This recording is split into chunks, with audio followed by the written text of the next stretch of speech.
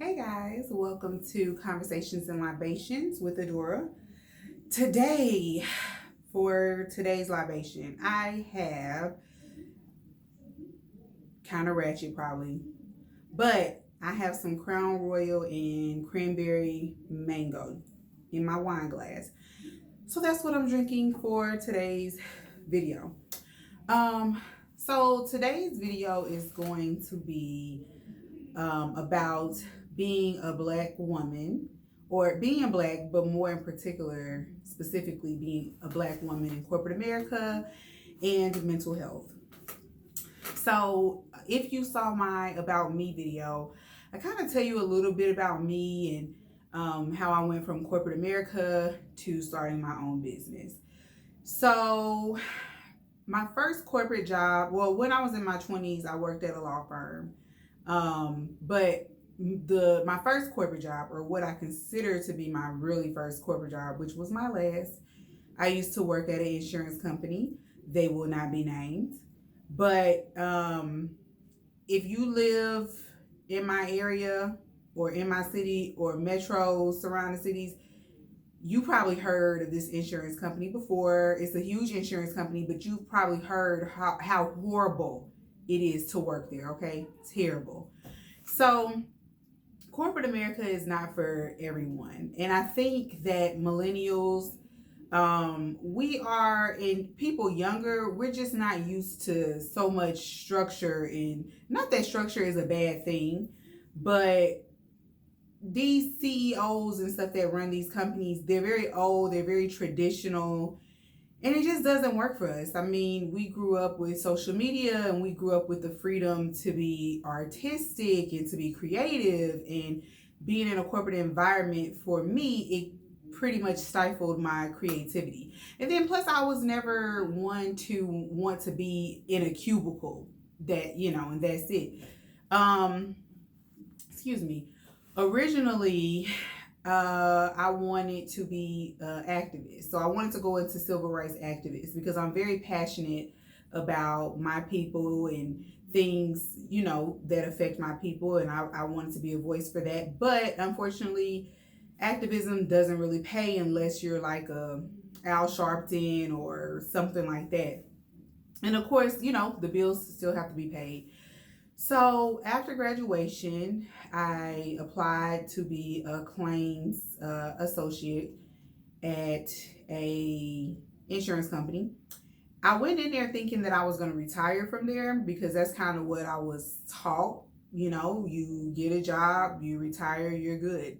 That's how our parents did it. So, you get your degree, you get a job, you retire, you're set. Well, it doesn't work that way anymore. And plus, another thing I learned, these companies are not loyal at all. The only person who's going to be loyal to you is you. So these companies will put you last every time.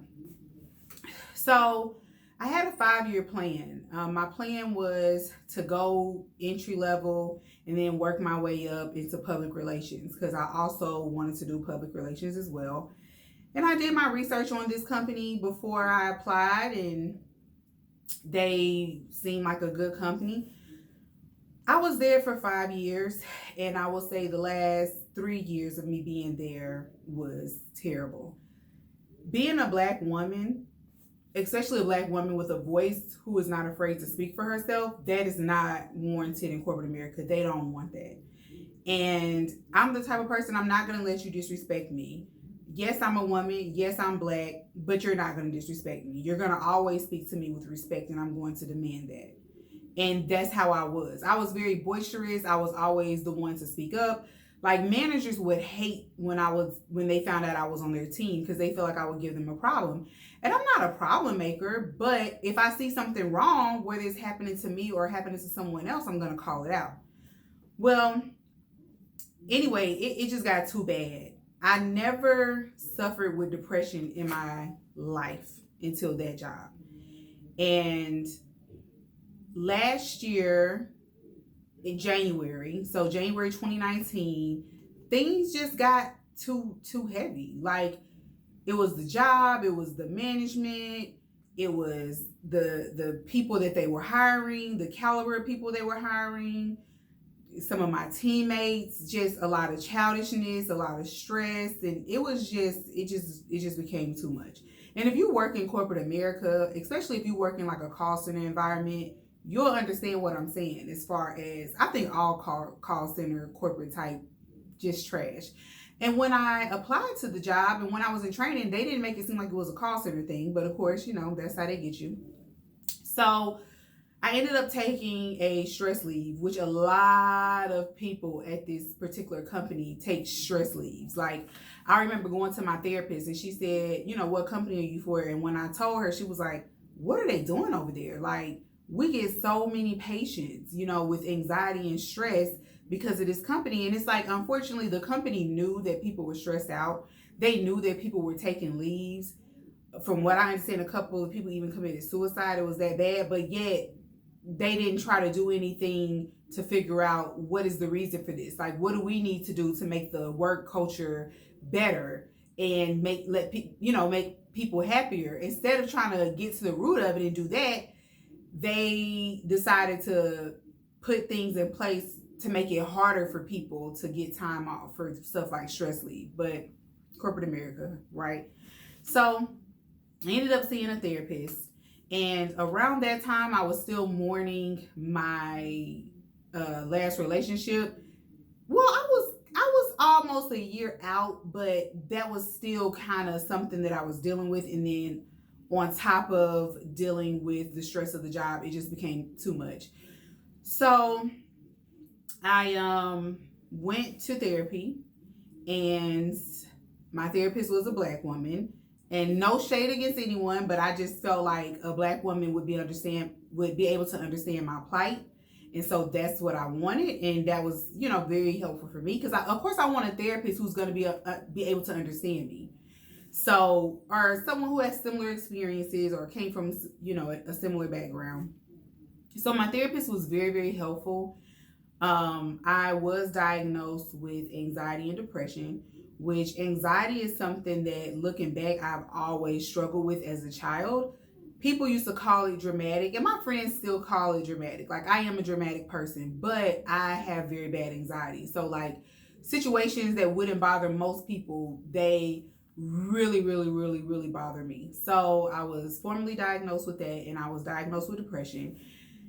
And let me just say, if anyone out there is dealing with depression, it is a very, very, very, very hard thing to deal with, because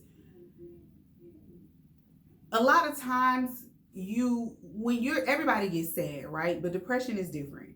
So we all get sad, but a lot of times when you suffer with depression, it's not a direct situation that has put you into this slumber that has made you extremely sad. It's just, you're depressed. And that was an issue me and my boyfriend struggled with, because our whole relationship, I've dealt with depression, which was very hard on him because he's never dealt with that. He didn't know how to deal with that, but he was there the best way he could be. But one thing we struggled with, a lot of times he would ask, like, what's wrong? I mean, why are you depressed? Why are you sad? And I'm like, you don't get it. Like, depression is just something that sometimes it's a chemical imbalance or something. It's just something that happens. I can't explain, what made me sad. And I pretty much knew I was depressed before I went to therapy, but I guess I didn't really want to admit it, or I just thought I was really sad. And so there's different type of depression. Some people, I guess, I don't know whether to say born with it, but they've had it since a young age. And some forms of depression are more situational. So there's a situation that transpires that affects you and makes you depressed. So mine was the job. And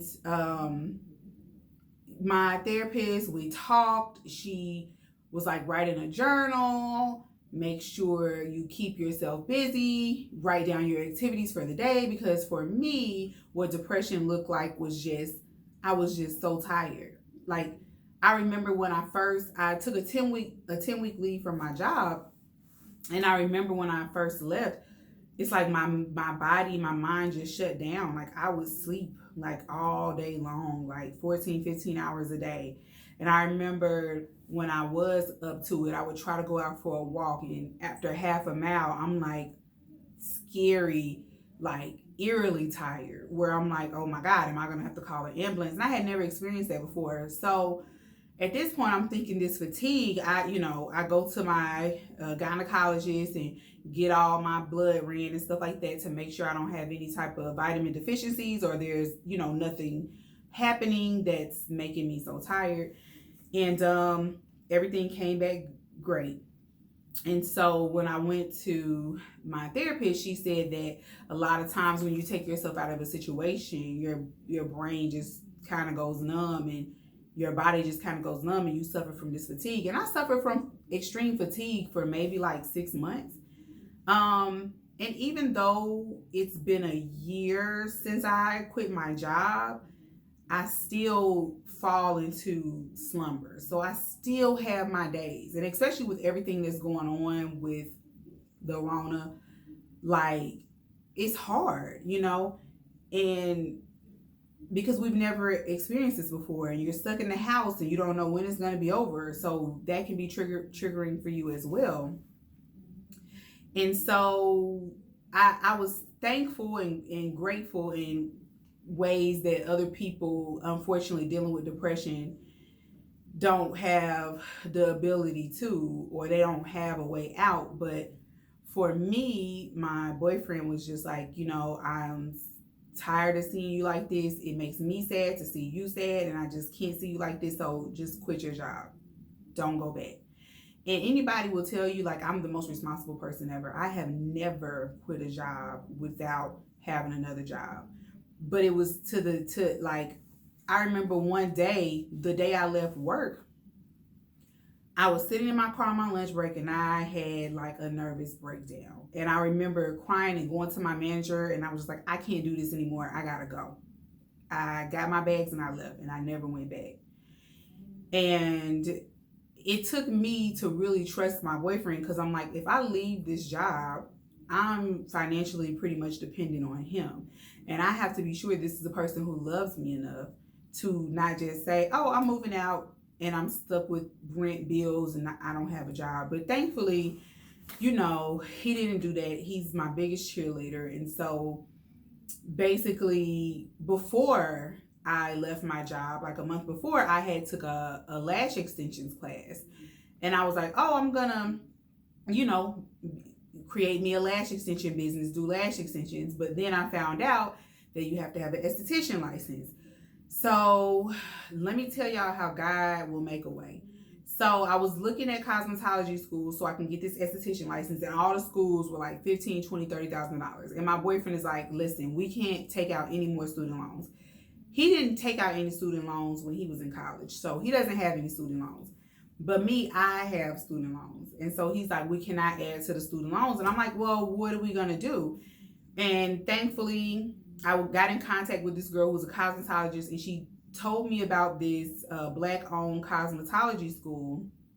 Child, if y'all want a video on that, if anybody's interested or just interested in, pursuing cosmetology, esthetician, whatever, we can talk about that. But the school actually was running a special. Tuition was regularly like $1,200, and they were running a special for $650. And it was 9 months, and I was like, this sounds too good to be true. So I called the state board, and everything checked out. So I ended up going to school, and then I fell in love with waxing and doing facials, and I already knew how to do makeup. And so now I don't even do lash extensions anymore. It's like I went to school to get my license so I can be licensed to do lash extensions, but I fell in love with everything else. So I was able to start my own business, and my boyfriend, he supported me through that, and that's where I am today. But I just kind of wanted to talk to you guys. I know I've been doing a lot of story times and stuff like that, but I kind of wanted to get a little serious, because depression is something that we do deal with, and it's something that in our community we are afraid to talk about. Now, younger people are not afraid to talk about it, and younger people are not afraid to go to therapy, but for like our parents and stuff like that, they don't really understand therapy, a lot of them. And depression is like, some way I kind of think they don't maybe want us to talk about it because they feel like they're to blame. But my parents were awesome. I had the best life growing up. I had everything that I ever needed and wanted. So my depression had nothing to do with my parents at all. My depression was strictly that freaking job.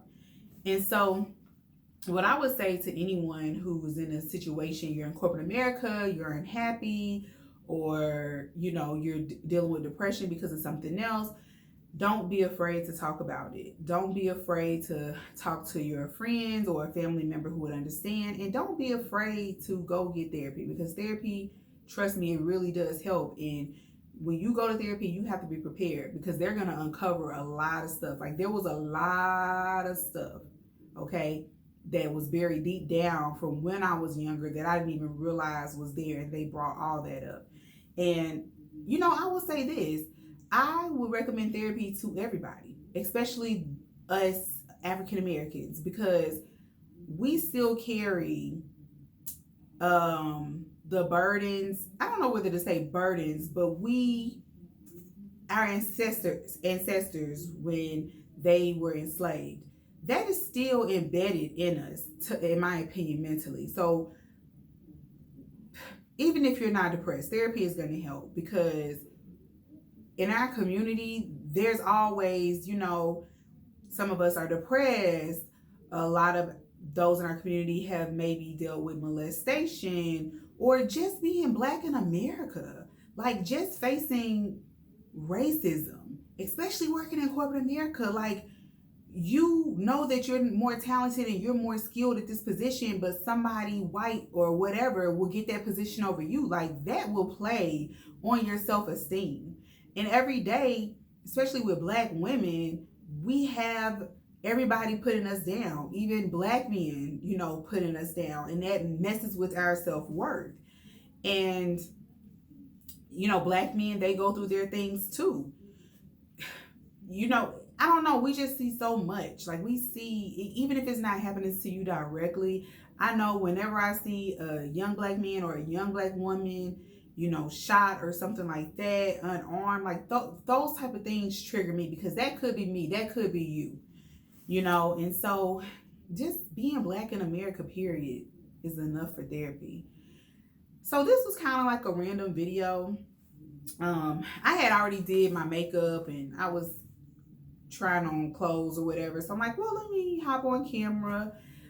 Hopefully this video wasn't all over the place, and hopefully it would help someone and help you guys understand a little bit more about me and my journey and how I ended up totally quitting corporate America. And I pray to God I never go back.